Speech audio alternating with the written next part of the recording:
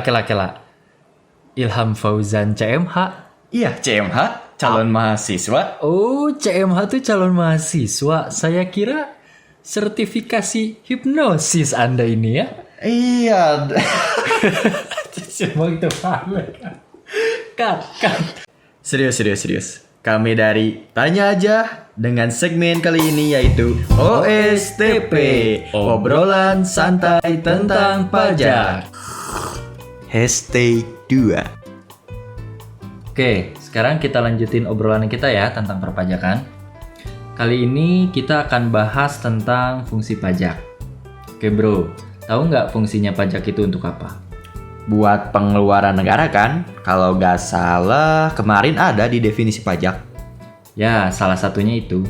Emang apa aja fungsinya? Fungsi pajak itu ada dua bro, yaitu fungsi budgeter dan fungsi reguleran bro. Kita bahas satu persatu ya.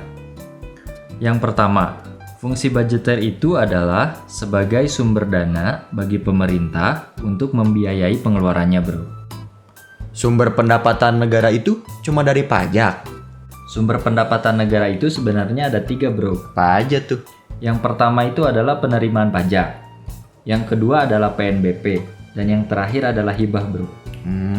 Nih contohnya dari APBN Indonesia tahun 2019 bro.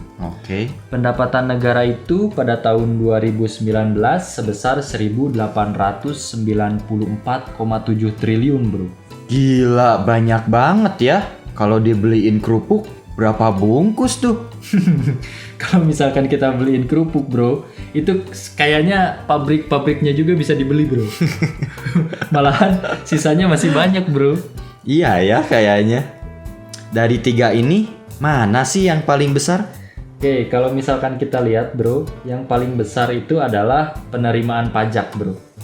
Dimana penerimaan pajak itu sebesar 1.618,1 triliun bro. Besar juga ya. Yoi bro. Nah yang kedua itu tadi kan PNBP bro. PNBP itu sebesar 275,4 triliun. Oke. Sementara yang terakhir itu hibah sebesar 1,2 triliun bro. PNBP tuh apaan sih bro? PNBP itu adalah penerimaan negara bukan pajak bro. Nah PNBP itu bisa dari yang pertama adalah pemanfaatan sumber daya alam bro. Oke. Yang kedua dari pelayanan. Oke. Yang ketiga dari pengelolaan kekayaan negara. Oke. Yang keempat dari pengelolaan barang milik negara. Oke. Yang kelima adalah pengelolaan dana. Oke. Dan yang terakhir adalah hak negara lainnya bro. Oh gitu ya, baru tahu juga nih. Kalau hibah itu pemberian kan? Betul bro. Hibah itu adalah pemberian. Nah, pemberiannya itu bisa pemberian dari dalam atau dari luar negeri kepada negara, bro. Terus, uang yang sudah didapat untuk apa, bro? Semua uang yang sudah didapat itu untuk memenuhi pengeluaran negara, bro.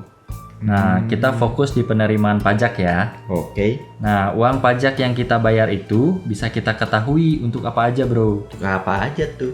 Nih, bro, menurut DJP, 1 juta uang pajak yang kita bayar itu bisa kita lihat untuk apa aja bro.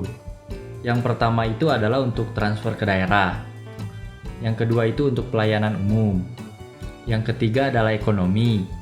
Yang keempat untuk perlindungan sosial. Yang kelima untuk pendidikan. Keenam untuk ketertiban dan keamanan. Yang ketujuh adalah untuk pertahanan. Kedelapan itu kesehatan. Kesembilan itu adalah untuk perumahan dan fasilitas umum.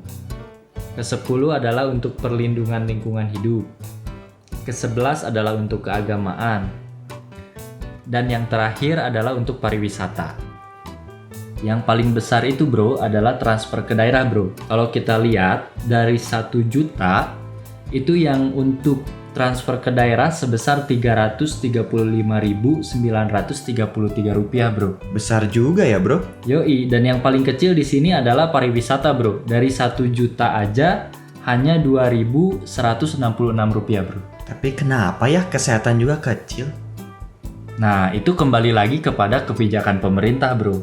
Mana yang menjadi prioritas. Baru paham nih. Nah itu baru dari 1 juta bro. Bayangin kalau misalkan kita lihat tadi ya bro, dari tahun 2019 penerimaan pajak kita itu sebesar 1.618,1 triliun bro. Banyak juga ya, sampai nggak kebayang gini. Ya hitung aja itu mah bro. Duh, pusing lu dengernya lu. Kalau fungsi regul lah. Apa sih nyebutnya sih bro? Reguleren bro. Oh iyalah itu. Apa itu? Nah itu tuh fungsi untuk mengatur bro. Buat ngatur apa nih bro? Fungsinya adalah untuk mengatur atau melaksanakan kebijakan pemerintah bro, dalam bidang sosial dan juga ekonomi. Loh, kok bidang sosial diatur pajak sih bro? Nih saya kasih contoh bro. Ada gambar rokok dan mobil mewah bro. Oke. Bro ngerokok nggak? Enggak. Rokok itu berbahaya nggak bro? Iyalah berbahaya, asapnya juga menyakitkan. Oke berbahaya ya bro. Iya. Nah, untuk mengurangi konsumsi barang-barang yang berbahaya, maka diberikanlah pajak yang tinggi bro. Oh gitu ya. Sama halnya kayak alkohol bro. Makanya kenapa alkohol itu mahal-mahal, karena pajaknya juga tinggi untuk menekan konsumsi barang-barang yang berbahaya bro. Kalau mobil mewah, apa hubungannya bro? Sebenarnya gak hanya mobil mewah sih bro. Pokoknya semua barang mewah dikenakan pajak yang tinggi bro. Oh gitu ya. Tujuannya adalah untuk mengurangi gaya hidup yang konsumtif bro. Oh berarti yang diatur itu agar kita tidak mengonsumsi barang yang merusak kesehatan ya bro? Dan juga gaya hidup agar tidak konsumtif kan? Tepat bro. Kalau ekonomi, apa yang diatur bro? Untuk mengatur ekonomi agar berjalan dengan baik, salah satunya adalah menetapkan tarif 0% untuk ekspor bro. Berarti gak bayar pajak ya kalau ekspor? Ya, gak bayar pajak untuk ekspor, kecuali jika kita mengekspor komoditas tambang bro. Oh gitu ya. Ya, nanti kita akan bahas di PPH, terutama pasal 22 bro. Siap. Kenapa selain komoditas tambang 0% bro? Karena untuk mendorong pengusaha-pengusaha di Indonesia dapat meningkatkan produktivitasnya bro. Dan dapat memasarkan produknya itu di luar negeri bro. Nah kalau misalkan sudah seperti itu, perekonomian Indonesia bisa lebih baik bro. Oh gitu ya. Selain itu, apalagi contohnya bro? Nah kita kan sekarang lagi dapat musibah nih bro. Oh iya, COVID Sekarang, itu kan? ya sekarang kan kita lagi ada pandemi corona bro. Ekonomi Indonesia lagi nggak baik kan? Ya. Iya, kasihan ya banyak yang di PHK dan gulung tikar ya usahanya. Yoi bro, kita doain aja semoga yang di PHK segera dapat kerja kembali dan juga yang gulung tikar usahanya bisa jalan lagi bro. Nah, agar ekonomi tidak semakin memburuk bro, maka ada yang namanya insentif pajak bro. Contohnya apa nih bro? Contohnya adalah seperti ada pajak penghasilan yang ditanggung sama pemerintah bro. Apaan tuh? Nah, jadi misalkan bro ini pegawai nih bro. Oke. Bro dapat gaji. Ya. Terus kan kalau dapat gaji harusnya bro bayar pajak nih. Iya. Nah, karena sekarang lagi ada COVID, terus ada insentif pajak, maka pajak yang harusnya ditanggung oleh bro itu ditanggung sama pemerintah bro. Bener nih. Yoi, jadi bro nanti akan dapat gaji full bro, tidak dipotong pajak. Wah, enak ya kalau gitu. Nah, kalau gajinya utuh bro, maka daya beli bro kan bisa lebih besar lagi. Nah, ujung-ujungnya roda ekonomi bisa berjalan dengan lebih baik bro.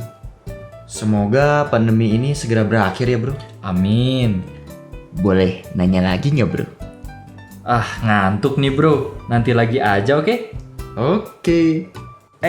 Tapi bentar. Sebelum itu jangan lupa like, Komen, share, subscribe. dan jangan lupa notifikasinya ya. Saya Ilham Fauzan. Dan saya Ardan Gani. Pamit undur. Assalamualaikum. Sumber pendapatan negara itu sebenarnya ada 3 bro. Apa aja tuh? Yaitu penerimaan pajak. Mobil. Mobil. Mobil. Nih saya kasih contoh. Ada rokok dan mobil mewah bro. Oke. Nih bro ngerokok nggak? Ngerak. Yang pertama itu adalah untuk transfer ke daerah bro. Gede banget ya. Kan orang tuh ngomong jumlah. Nah, Poho, poho, poho, poho,